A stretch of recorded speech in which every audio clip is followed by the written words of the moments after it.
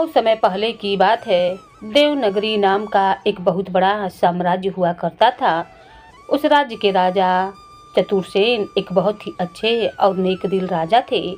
वे प्रजा की सेवा में अपना सारा समय बिताते थे, लेकिन एक बात का उन्हें बड़ा ही अफसोस था कि वे ज़्यादा पढ़े लिखे नहीं थे। परंतु उनके बेटे राजकुमार सम्राट ने सारी जिम्मेदारी अपने सर पर ले रखी थी। उन्हीं के राज्य में एक कुम्हार भी रहा करता था, जिसका नाम था शंकर। शंकर अपने गांव में सबसे अच्छे मटके बनाने के लिए जाना जाता था। उसके दो बेटे थे, नील और कमल। कमल अपने पिता के बनाए हुए मटकों को दूसरे गांव में बेचने जाता था और उसका बड़ा बेटा नील राजसभा की सेवा किया करता था। नील सभा में हर किसी के खाने पीने का ख्याल रखता। उसे दरबार में काम करते हुए काफ़ी समय हो गया था और अब यह काम ही उसका पूरा जीवन बन गया था। सब उसके इस सेवा भाव को बहुत पसंद किया करते थे और हमेशा उसके काम की प्रशंसा भी करते थे। एक दिन नील अपने पिता से विदा लेकर राजमहल की ओर जा रहा था, लेकिन तभी शंकर ने उसे रोक लिया। क्या हुआ पिताजी? मुझे महल जाने के लिए देरी हो रही है। जो भी काम है मैं शाम को आकर कर लूँगा। बेटा सुना, नगर में एक बहुत ही ज्ञानी साधु बाबा आए हुए हैं। महल में जाते हुए उनके दर्शन कर लेना। ऐसे महापुरुषों के दर्शन बड़ी ही मुश्किल से मिलते हैं। हमारा सौभाग्य है कि बाबा हमारे नगर में आए हुए हैं। ठीक है पिताजी, जैसा आप कहें। इतना कहकर नील महल की ओर चलने लगा। तभी उसकी नज़र साधु बाबा पर पड़ी। वे साधु बाबा अपने ध्यान में लीन एक बरगद के पेड़ के नीचे आसन लगाए बैठे थे। लगता है पिताजी इन्हीं बाबा की बात कर रहे थे। चलो बाबा के दर्शन कर ही लेता हूँ। इतना सोचकर नील बाबा के पास पहुँचा और प्रणाम करते हुए बोला, बाबा प्रणाम, कल्याण हो बच्चा। तभी शंकर भी बाबा के दर्शन करने आ पहुँचा। नील को वहाँ देख वह साधु से नील के बारे में पूछने लगा। बाबा यह मेरा बेटा है, इसका नाम नील है। यह हर वक्त बस राज्य की सेवा में लगा रहता है। न खुद का कोई होश है न अपनी सेहत का। इतने दिनों से मैं इसके पीछे पड़ा हुआ हूँ कि यह अपना घर बसा ले, लेकिन यह बस हर बार मेरी बात को टाल देता है। कहता है कि मेरे पास सेवा के अलावा और किसी चीज़ का समय नहीं है। मुझे इसके काम से कोई दिक्कत नहीं, लेकिन अपनी पूरी ज़िंदगी बस काम को ही देना या तो ठीक नहीं। आप ही कुछ समझाइए बाबा। मेरी तो यह सुनेगा ही नहीं। तुम जैसे मेहनती और सच्ची निष्ठा से काम करने वाले व्यक्ति इस दुनिया में दुर्लभ हैं। तुम्हारी इस सेवा भाव से तुम्हें बहुत तरक्की मिलेगी बेटा। बस यह बात याद रखना, अपनी ईमानदारी को समझदारी की डोर से बांधना, उत्तेजना के धागे से नहीं बांधना। आप ऐसा क्यों कर रहे हैं बाबा? हर बड़ी घटना से पहले एक बड़ा बदलाव आता है और मुझे उस बदलाव में तुम्हारा चेहरा दिखाई देता है बेटा। कोई घबराने वाली बात तो नहीं है ना बाबा?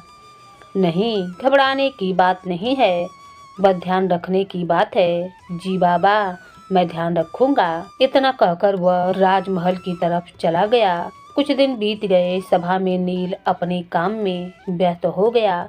एक दिन उसकी नज़र दो लोगों पर पड़ी जो छुपकर बातें कर रहे थे। उसने देखा कि राज्य के मुनीब जी के हाथों में दो पोटली है और वे एक पोटली अपने सहायक को दे रहे हैं। दोनों के हाव भाव कुछ ठीक नहीं लग रहे थे। नील ने पास जाकर उनकी बातें सुनने के लिए अपने कदम बढ़ाए और पर्दे के पीछे छुपकर उनकी बातें सुनने लगा। वह दोनों आपस में बातें कर रहे थे। हमारे राजा की एक बात बहुत ही अच्छी है कि उन्होंने कभी पढ़ाई लिखाई पर ध्यान ही नहीं दिया, और यदि ध्यान दिया होता तो हम इतने सालों से हिसाब किताब में गड़बड़ कैसे कर पाते। सही कहा आपने, हमारे राजा बहुत ही भोले हैं। अब तुम अपना मुंह बंद करो और ये लो पोटली छुपा दो। मैं महाराज के पास हिसाब किताब लेकर जाता हूँ। वैसे कोई फायदा तो है नहीं मक्खन लगा के, क्यों मुनीब जी? अरे भाई, काला अक्षर भैंस के बराबर होता है। उनके लिए 2 और 2 4 नहीं 11 होते हैं। मुनीब इतना कहकर मुनीब और सहायक जोर जोर से हंसने लगे और राजा का मजाक बनाने लगे। नील यह खड़ा सब कुछ सुनकर दंग रह गया। उसे अपनी आंखों पर और कानों पर विश्वास ही नहीं हो रहा था। उसके पैरों तले मानो जैसे जमीन खिसक गई हो। वह मन ही मन सोचने लगा, हे भगवान, हमारे देवता जैसे राजा के साथ इतना बड़ा धोखा। मुनीब जी को मैं कितना सज्जन और ईमानदार समझता था, वह ऐसे निकलेंगे मैंने कभी सोचा भी नहीं था। जिस थाली में खाते हैं उसी थाली में छेद करते हैं। नहीं, मैं ऐसा नहीं होने दूंगा। मुझे कुछ करना चाहिए, लेकिन मैं क्या कर सकता हूँ? मुझे अभी महाराज को इसकी सूचना देनी चाहिए। हाँ, मैं ऐसा ही करूँगा। नील महाराज का खाना लिए कच्छ के बाहर खड़ा था कि तभी महाराज का बेटा सम्राट वहाँ पर आ पहुँचा और उसने नील को परेशान देखा तो वह उनके पास चला गया और नील से उसकी परेशानी का कारण पूछने लगा। अरे नील, क्या हुआ? तुम इतने परेशान क्यों हो? मुझे बतलाओ, मैं तुम्हारी सहायता करूँगा। अब मैं आपको क्या बतलाऊं राजकुमार? बात ही कुछ ऐसी है कि आप सुनेंगे तो बर्दाश्त नहीं कर पाएंगे। मैं महाराज को ही बतलाऊंगा, अब वही फैसला करेंगे। ऐसा भी क्या बात है नील कि तुम मुझे बताना नहीं चाहते हो? चलो बतलाओ, मैं भी तो तुम्हारी सहायता कर सकता हूँ। तुम मुझ पर भरोसा कर सकते हो और बतलाओ क्या बात है। नील ने सम्राट को सारा सच बता दिया। उसने जो भी मुनीब और सहायक की बातें सुनी थी एक एक करके बिना डरे हुए सम्राट को बता दी। सम्राट चौंकते हुए बोला, क्या? मेरे पिताजी के साथ में इतना बड़ा धोखा, वह भी मेरे होते हुए? ऐसा कैसे हो गया? ऐसा मैंने कैसे होने दिया? तुम जाओ नील, मैं कुछ करता हूँ। जी राजकुमार, आप कुछ करिए, अब सब कुछ आपके हाथों में ही है। सम्राट ने मुनीब और सहायक को अपने पास बुलाया और नील को भी आने का आदेश दिया। नील मन ही मन मुस्कुराने लगा। अब होगा न्याय। इस धोखेबाज मुनीब को अब कोई नहीं बचा सकता है। नील, तुमने जो भी देखा है और सुना है, क्या तुम्हारे पास इसका कोई सबूत है? नहीं राजकुमार, मेरे पास कोई सबूत तो नहीं है, लेकिन मैं जो भी कह रहा हूँ बिल्कुल सच कह रहा हूँ। मैं अपने पिताजी की कसम खाकर कहता हूँ कि मैंने मुनीब जी को हिसाब की हेरा फेरी करते देखा है और मैं यह भी जानता हूँ कि यह सब बहुत समय से चला आ रहा है। मुनीब जी और उनके सहायक हिसाब में हेरा फेरी करके महल की संपत्ति की चोरी करते हैं और महाराज के भरोसे का फायदा उठाते हैं। मैं तुम्हारी भावनाओं का आदर करता हूँ नील, और मैं यह भी जानता हूँ कि तुम कभी झूठ नहीं बोलते हो, लेकिन यह आरोप बहुत बड़ा है और बिना किसी सबूत के मैं तो क्या, मेरे पिताजी भी कुछ नहीं कर पाएंगे। यह सब सुनते हुए मुनीब ने रोने का नाटक शुरू कर दिया। बिना किसी सबूत के इतना बड़ा आरोप, हे भगवान, ये सब सुनने से पहले मैं मर क्यों नहीं गया? इतने सालों से इस राज्य की सेवा कर रहा हूँ, ये दिन देखने के लिए। हाय हाय, मैं यहाँ से जाना चाहता हूँ। राजकुमार, मैं इतना निरादर सहन नहीं कर पाऊँगा। आप मुझे सजा नहीं, जहर दे दो। मैं तो अब इस दुनिया में ही नहीं रहना चाहता। नहीं मुनीब जी, आप कहीं नहीं जाएंगे। नील, अपनी इस गलती के लिए माफ़ी मांगो मुनीब जी से। नहीं राजकुमार, मैं सच कह रहा हूँ, मेरी बात मानिए, ये आपको भी धोखा दे रहा है। अब मुनीब ने कहा, सुनो राजकुमार, ये तो मुझ पर आरोप लगाए जा रहा है। बड़ा चहेता बनता है ना सबका, इसीलिए सोच रहा है कि यह सब करके थोड़े पैसे कमा लेगा। राजकुमार, आप अभी इसे नगर से बाहर निकाल दीजिए, नहीं तो इससे कहिए कि मुझसे माफ़ी मांगे अभी इसी वक्त। हाँ, माफ़ी, और तुझसे, तुझ जैसे झूठे और मक्कार से नहीं, कभी नहीं। नील गुस्से में मुनीब से कहने लगा। तब राजकुमार ने कहा, नील, तुम्हें मुनीब जी की बात माननी पड़ेगी। तुमने बिना किसी सबूत के उन पर इतना बड़ा आरोप लगाया है। या तो तुम माफ़ी मांग लो, नहीं तो तुम्हें तुम्हारी जिम्मेदारियों से मुक्त किया जाएगा। ठीक है राजकुमार, जैसा आप चाहते हैं मैं अपनी जिम्मेदारियों से अपने आप को मुक्त करता हूँ, लेकिन मैं माफ़ी नहीं मांगूंगा क्योंकि मैं सच कह रहा हूँ। इस घटना के बाद से नील ने महल में जाना बंद कर दिया। नील ने महल को तो हमेशा के लिए छोड़ दिया, लेकिन वह दिन भर घर में बैठा रहता और उदास रहता। उसके मन में अभी भी अपने आप को सच्चा साबित करने की धुन सवार थी। वह दिन भर सोचता रहता, ना कुछ खाता ना कुछ पीता, बस एक ही रट लगाए रखता था। एक दिन उसके पिता शंकर उसके पास आए और उसको परेशान देखकर उससे पूछने लगे, बेटा नील, जो भी हुआ उसे भूल जाओ और आगे बढ़ने की कोशिश करो। इतने दिन हो गए हैं, ना तुम दूसरी नौकरी की तलाश में गए हो और ना ही घर से कहीं बाहर निकलते हो। ऐसे तो तुम्हारी तबीयत खराब हो जाएगी। पिताजी, मैं क्या करूं?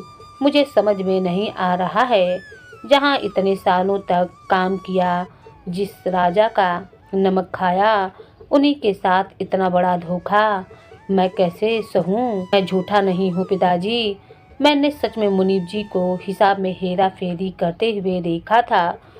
आपकी कसम खाकर कहता हूँ, तुम्हें मेरी कसम खाने की आवश्यकता नहीं है बेटा। नील, मैं जानता हूँ कि तुम सच्चे हो, लेकिन तुमने बिना सबूत के अपनी सच्चाई बतलाई है। और तुम तो जानते ही हो कि यह दुनिया ऐसी है कि बिना सबूत के यहाँ कोई फैसला नहीं होता है। ना ही तुम सच्चे हो पाओगे और ना ही मुनीब जी मुजरिम हो पाएंगे। फिर मैं क्या करूं पिताजी? मुझे तो बहुत गुस्सा आ रहा है। तुम गुस्सा मत करो बेटा, गुस्सा करने से कोई हल नहीं निकलेगा। कभी कभी हल अपने आप सबके सामने आ जाता है। तुम इंतज़ार करो और यह सब सोचो मत। मेरे साथ मैदान की तरफ चलो। हमारे पड़ोस के गांव से 50 मटकों का बड़ा काम आया है। मुझे बहुत सारी मिट्टी लगेगी, मुझे तुम्हारी मदद भी लेनी पड़ेगी। नहीं पिताजी, मेरा जाने का मन नहीं है। आप कमल को अपने साथ ले जाइए। नील और शंकर आपस में बात कर ही रहे थे कि तभी ज्ञानी साधु बाबा कुम्हार के घर के दरवाजे पर आ पहुँचे। अरे बाबा, आप हमारे घर पर पधारे, हमारे तो भाग्य ही खुल गए।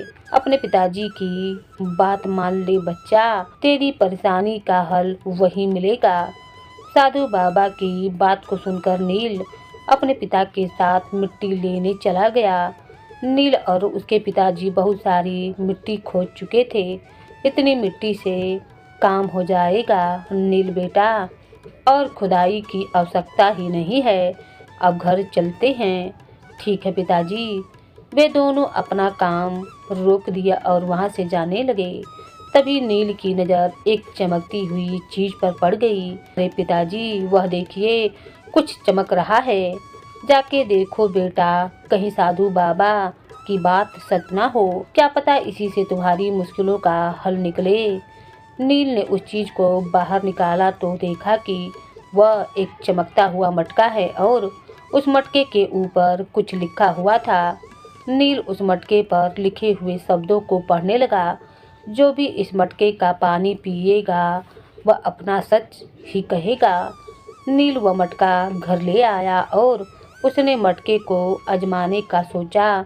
उसने अपने छोटे भाई को मटके का पानी पिला दिया और फिर उससे सवाल करने लगा, अच्छा कमल, एक बात तो बता, पिछले महीने मेरा एक कुर्ता गायब हो गया था। मैंने हर जगह ढूंढा लेकिन मुझे कहीं भी नहीं मिला। क्या तुम इसके बारे में कुछ बता सकते हो? तब कमल कहने लगा, भैया मैंने ही आपका कुर्ता लिया था। मुझे अपने दोस्त के साथ मेला देखने जाना था तो मैंने सोचा कि आपका कुर्ता पहन लूं, लेकिन मुझसे न जाने कैसे वह उधड़ गया तो मैंने उसे छिपा दिया था। यही मेरे कपड़ों के नीचे रखा हुआ है। कमल हैरान हो गया कि उसने सब कुछ सच कैसे कह दिया। उसे कुछ भी समझ में नहीं आ रहा था यह कैसे हुआ। वह मन ही मन सोचने लगा, मैंने यह सब कैसे भैया को सारी बात बता दी। यह सब इस पानी का कमाल है कमल, जो अभी अभी तुमने पिया है। और हाँ, मैं जानता था कि वह कुर्ता तुमने ही लिया है। मुझे माफ़ कर दीजिए भैया, मैं अभी उसे ठीक करवा कर लाता हूँ। तब नील कहने लगा, सच कभी भी नहीं छुपता है कमल, वह एक न एक दिन बाहर जरूर आ ही जाता है। मैं आपकी बात समझ गया भैया। नील यह सब देखकर खुश हो गया। वह महल की ओर जाने लगा। तभी ज्ञानी साधु फिर से मिल गए और नील को रोकते हुए कहने लगे, अरे अरे बच्चा। तब नील कहने लगा, बाबा आप इस समय कहाँ से आ रहे हैं? प्रणाम बाबा, आप ही ने मुझे मार्ग दिखाया था। यह देखिए मुझे क्या मिला है। अब सच बाहर आकर ही रहेगा। तब साधु बाबा कहने लगे, बच्चा एक बात सदैव याद रखना, जो भी करो धीरज से और समझदारी से करना। सिर्फ बहादुरी काफ़ी नहीं। मैं जानता हूँ बाबा कि मुझे क्या करना है। मैं अब सब कुछ समझ गया हूँ। मुझे जोश के साथ होश से काम लेना है। नील सीधे मुनीब के पास गया और उससे माफ़ी मांगने का नाटक करने लगा। मुझे माफ़ कर दीजिए मुनीब जी, मैंने आप पर संदेह किया। आप राजकुमार से कहकर मुझे फिर से काम पर रखवा लीजिए। मैं वादा करता हूँ कि आज के बाद ऐसा कुछ भी नहीं करूँगा। तब मुनीब कहने लगा, ठीक है भाई ठीक है, मैं इतना निर्दयी नहीं हूँ, लेकिन यह पहली और आखिरी गलती है तुम्हारी। नील अगर आगे से ऐसा कुछ भी किया तो तुम्हें इस साम्राज्य से बाहर निकलवा दूंगा, मक्खन लगा के। समझे? जी, अच्छी तरह से समझ गया मुनीब जी। तब मुनीब ने नील को महल में ले जाकर उसे नौकरी पर रखवा दिया। कुछ समय बीत गए तो नील पहले की ही तरह सबकी सेवा में जुट गया। सब कुछ पहले जैसा ही हो गया। एक दिन मौका देखकर नील सबसे कहने लगा, आज बहुत गर्मी का मौसम है, गर्मी बहुत ज़्यादा लग रही है। तब उसने महाराज से कहा, महाराज मैंने एक नया शरबत बनाना सीखा है। अगर आपकी इच्छा हो तो क्या मैं आपके लिए शरबत बना सकता हूँ?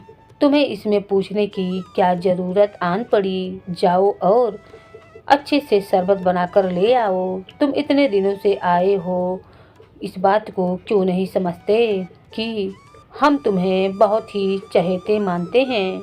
महाराज कहने लगे, अरे नील, बहुत दिनों से तुम महल में दिखाई नहीं दे रहे थे। आखिर क्या कारण था कि तुम महल में आ नहीं रहे थे?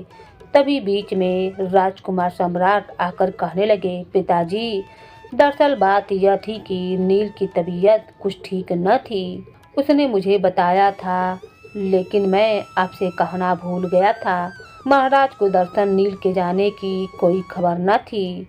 उन्होंने कहा, कोई बात नहीं नील, अब तुम ठीक हो ना, अब सबके लिए शरबत बना सकते हो, हमें बहुत प्रसन्नता होगी। तब नील ने सिर झुकाकर कहा, जैसी आपकी इच्छा महाराज। मैं सभा में उपस्थित सभी लोगों के लिए शरबत बनाता हूँ। और मौका देखकर उसने मुनीब जी के शरबत में जादुई मटके का पानी मिला दिया। तभी उसे सम्राट का सेवक रामू बुलाने आ पहुँचा। सेवक ने नील से आकर कहा, नील तुम बाकी का सब प्रयोजन भी देख लो। इतनी देर से शरबत सबके लिए बना रहे हो, सारा काम मुझ पर ही आन पड़ा है। हाँ हाँ सेवक जी, मैं जाता हूँ, तुम भी एक गिलास शरबत पी लो। हाँ भाई पी लूँगा, जाओ पहले अपना काम देखो। नील वहाँ से चला गया। रामू सेवक ने मुनीब का शरबत बदल दिया। नील ने सबको शरबत दे दिया। सबने शरबत खूब मज़े से पी लिया और खूब तारीफ भी करने लगे। जैसे ही मुनीब ने अपना शरबत पिया, नील मुनीब जी के पास गया और उनसे कुछ सवाल करने लगा। मुनीब जी, एक बात पता करनी थी मुझे आपसे, क्या आपने महाराज को पिछले महीने का पूरा हिसाब किताब दे दिया था या नहीं? तब मुनीब कहने लगा, अरे नील, ये तुम मुझसे क्या पूछ रहे हो? महाराज कहने लगे, अरे नील, सवाल कैसा पूछ रहे हो? बतलाइए ना मुनीब जी, बिल्कुल सच बतलाइए।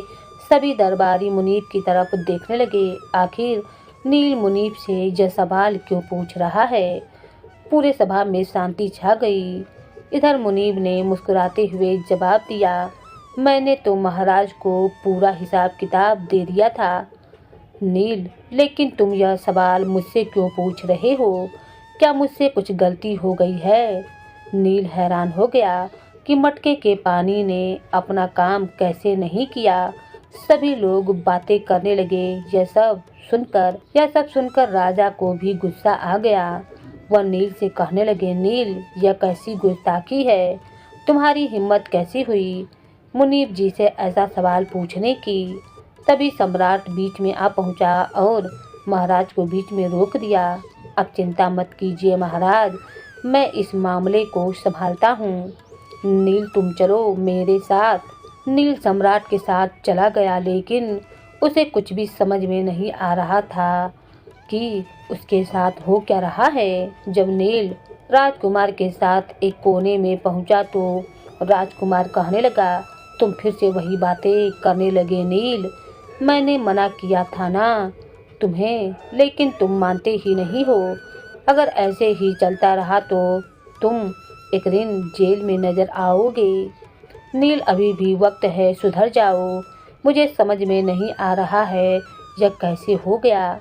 नील मन ही मन सोच रहा था कि जादुई मटके का पानी मिलाने के बाद भी पानी असर नहीं किया।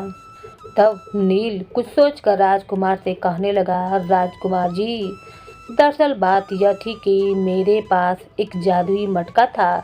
उस मटके के पानी को अगर किसी को पिला देते हैं तो वह बिल्कुल सच सच बताने लगता है और सच के सिवा कुछ नहीं बोलता है। मैंने सोचा मुनीब जी को पानी पिलाकर उनसे सच निकलवाता हूँ, लेकिन पानी ने अपना जादू कैसे नहीं दिखाया, क्योंकि मुनीब जी ने जादुई मटके का पानी पिया ही नहीं। क्या आपको कैसे पता राजकुमार? मैंने ही रामू से कहकर मुनीब जी का शरबत बदलवाया था। जिस दिन से तुम महल छोड़कर गए थे, मैंने उसी दिन से रामू को तुम्हारा पीछा करने को कहा था, क्योंकि मैं जानता था कि तुम हार मानने वालों में से नहीं हो। मुझे तुम्हारी पल पल की खबर थी। मैं यह भी जानता हूँ कि तुमने मुनीब से झूठी माफ़ी मांगी थी। तुम्हें लगा कि सब तुम्हारे हिसाब से हो रहा था, लेकिन सच तो यह है कि तुम मेरे ही इशारों पर नाच रहे थे।